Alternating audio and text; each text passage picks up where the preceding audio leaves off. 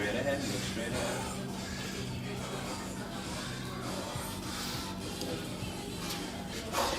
Great. Frank Amarante came to us, it was January 3rd, 2008, a little over a year. And his brother had purchased sessions for him because he had medical conditions from A to Z. His doctor had mentioned to him that, Frank, either you do something about it or you're on that path. 3, 4, keep that chin up. 5, 6, 7. My first day actually is January 3rd, 2008. It was a gift from my mom and my brother. They were really concerned about my health. I was weighing 341. I had high blood pressure. My knees are killing me. I couldn't even go up my mom's stairs. She was on the 4th floor, and I was huffing and puffing by the time I got up. So my mom and my brother chipped in for a gift. And it was Mr. America's personal training. And my brother said that, Frank, you know, you need to go. We spend a lot of money on a package, and if you don't go, it'll be a waste of money. And so I was compelled to come. I didn't want to come. It was a year and a half since I even did anything that was close to physical.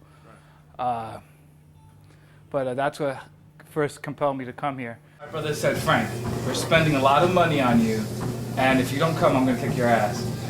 Good. So That'll get you going anytime. And I felt bad. I felt compelled to come here in the beginning.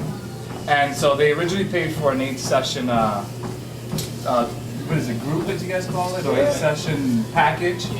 And I just, after that, after listening to Butch and Albert and actually seeing results, like I think the first 2 or 3 weeks I lost 17 pounds just from doing nothing to eating better. And that's the original water weight.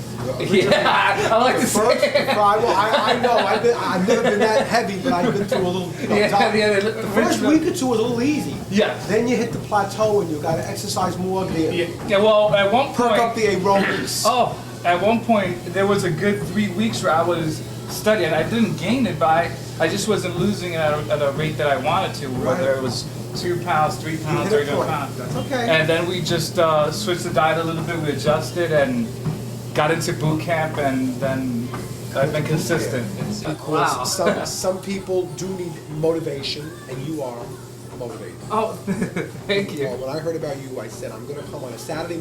You are one of the few people that get me going on Saturday morning at 9 o'clock. It does take me a little more time. To me about that outside.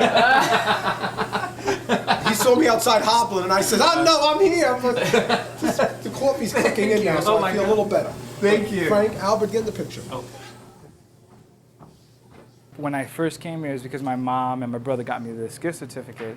And they did it because they care enough about me, they love me enough to see me healthy.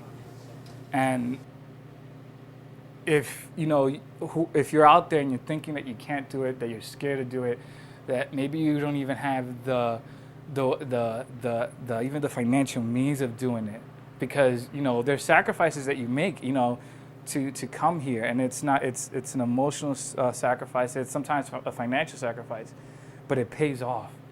It pays off if you're just consistent, because things in my life have changed. And it hasn't. It's just. I wish I could sit here and say they have changed a little bit. It's not just the 100 pounds. It's the way I see my life in general. I know that whatever I focus on now, I could accomplish. I really do. It's like a cliche that you're like, oh well, if you do this, you think it. I honestly believe in my life that I'm gonna get I get to my goal of 200 pounds. That everything else falls in line, and I have never felt like that in my life, and I think it's because, when you're heavy, really heavy, when you're 341, your real self is trapped, but you're trapped for so long under this layer of fat that you don't realize it. You don't, you think everything's fine. You start believing that everything is fine. So, part of it is maybe this is your bottom. You have to hit bottom, and once you hit bottom, I think you have no choice. And like I said, I don't want to ever go through asking a stewardess for an extension. I don't ever want to break my pants. I mean, the year prior to this, I bought 3 office chairs because I broke them all. And it wasn't because I was leaning back. It's after a while you just get frustrated, and that was my bottom. So if you haven't hit bottom, please don't hit bottom. It's not a good feeling. This is just coming in here it's positive, it's great. I cannot picture not doing this for the rest of my life. I just cannot.